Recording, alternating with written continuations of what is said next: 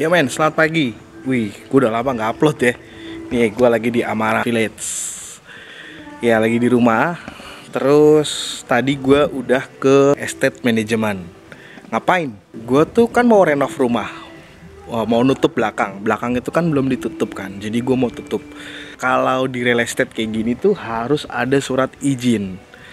Ada beberapa lembar yang harus diisi. Contohnya kayak KTP orang yang ngerjain siapa tukangnya, terus penanggung jawabnya siapa. Ada uang deposit 5 juta untuk ke properti. Buat apa 5 juta jaminan itu? Ya kalau pas lagi ngerenov rumah lu ada kerusakan rumah yang nempel sama rumah lu, kanan kiri depan belakang, atau infrastruktur perumahan atau fasilitas perumahan yang rusak akibat dari pekerjaan rumah lo gitu. Nah itu juga gue baru tahu. Jadi gue tadi habis ngurus terus kesini, ya ngobrol-ngobrol sama tukangnya, kebetulan om gue sendiri gitu. Survei kebutuhan materialnya berapa, apa yang harus dibeli pertama kali. Nanti progres pembangunannya gue update, gue kasih tahu nih gue beli barang ini kebutuhannya berapa gitu. Ya siapa tahu teman-teman yang di Amara yang nonton video ini mau desain kayak gue juga dengan harga yang kayak gue juga gitu, bisa minta tolong. Ini ngerjain kan om gue, bisa minta tolong om gue, siapa tahu gitu. Jadi speknya yang kayak kemarin gue udah cerita, ya pokoknya untuk belakang. Tapi ini plus ada torennya. Kalau gue kayaknya harus ada torennya deh, karena beberapa kali di sini itu ternyata pamnya tuh kayak gangguan gitu loh, kayak ada trouble gitu. Ya entah dia kecil gitu pamnya tiba-tiba gitu adalah. Ya kan karena gue gabung sama grup Amara sini ya, jadi gue tahu orang-orang sini yang ngeluh gitu, oh pamnya kok kadang kayak gini gitu. Jadi gue kayaknya harus pakai toren. Takutnya kita kan orang kerja nih pagi-pagi tiba-tiba pamnya mati, waduh gawat gue. Masa gue ke kantor nggak mandi kan aneh gitu. Ya ini suasana di gang rumah gue ini, nggak ada nama gangnya nih, belum ada nama gangnya nih. Ini pokoknya blok D6, blok D7. Kayak gini nih suasananya. Udah ada beberapa rumah yang nempatin, beberapa orang yang menempati rumahnya. Ya kalau gue sih mau gue tempatin, tapi ya kayak yang waktu itu gue pernah ada di vlog gue kan, pertimbangannya tuh ya gitu, gak ada anak-anak gitu. Ini ada tanah kosong di sini. Ya gitulah, Amara sepi lah, enak lah.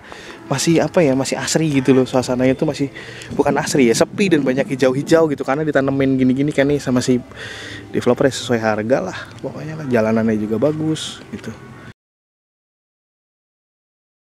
Ya men, nih gue mau cerita dikit. Jadi ini gue nggak tahu ya, kasih masukan ke gue nih, komen di YouTube gue. Setelah serah terima unit, 2 minggu kemudian pasang pam.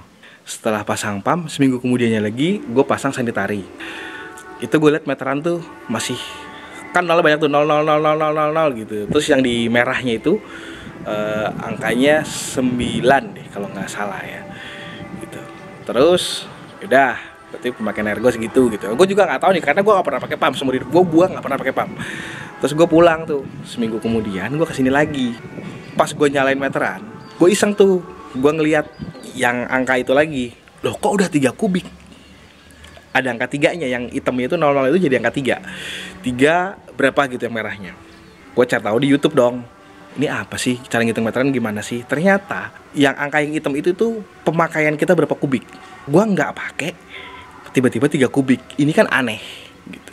Padahal sebelum pulang gue matiin keran. Gue matiin keran pamnya ya, bukan keran kamar mandi gue, bukan, tapi keran pamnya gue matiin habis full, gue matiin. Kok bisa 3 kubik? Ini aneh. Minggu depannya lagi gue kesini, udahlah 3 kubik. Ya gue nggak tahu lah ya, karena gue nggak tahu pam. Minggu depannya lagi jadi 6 kubik. Gila nggak? Aduh, ini mencurigakan men. Ini gue udah mulai agak kesal juga sih. Gue ngobrol sama tetangga sebelah gue, ngobrol biasa, nggak ngomongin pam ya. Tiba-tiba dia ngomong, orang nyalain air di rumah lo aja kedengeran di rumah gue mas, katanya. Hah? Air gue suka nyala? Iya, beberapa kali. Ya gue nggak mau seuzon ya, gue nggak tahu ya, kan gue hanya pengakuan dari dia. Kesimpulan gue, kayaknya ya, sekali lagi gue nggak seuzon ya, kayaknya ini kemungkinan, tetap ada kemungkinan di sini masih ada beberapa orang yang masih bangun rumah nih kayak gini-gini kan. Ini bangun rumah nih, masih bangun rumah nih, masih ada kuproy, masih ada yang kayak masa retensi gitu kan. Jadi intinya masih ada kuproynya. kemungkinan mereka nakal juga bisa pakai pump gua, entah untuk apa, tapi kebutuhannya 3 kubik per minggu. Jadi seminggu pertama 3 kubik, minggu kedua 3 kubik. Itu kan banyak banget, men. Ya gue nggak mau suzon ya mudah-mudahan nggak bener gitu. Atau ada nggak teman-teman yang tahu emang perhitungan pump tuh bagaimana sih? Kalau kita udah tutup keran, apakah mungkin meteran itu bisa jalan sendiri? Atau memang mungkin ya nggak apa-apa.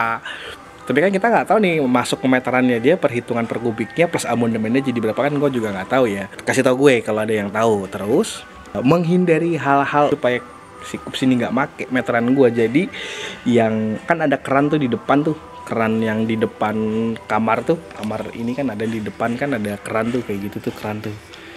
Nah itu akhirnya gue cabut, gue tutup pakai palep.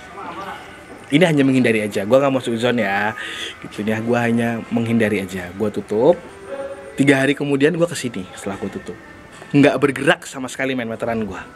Di angka terakhir yang gue lihat 6 kubik, terus yang merahnya 10.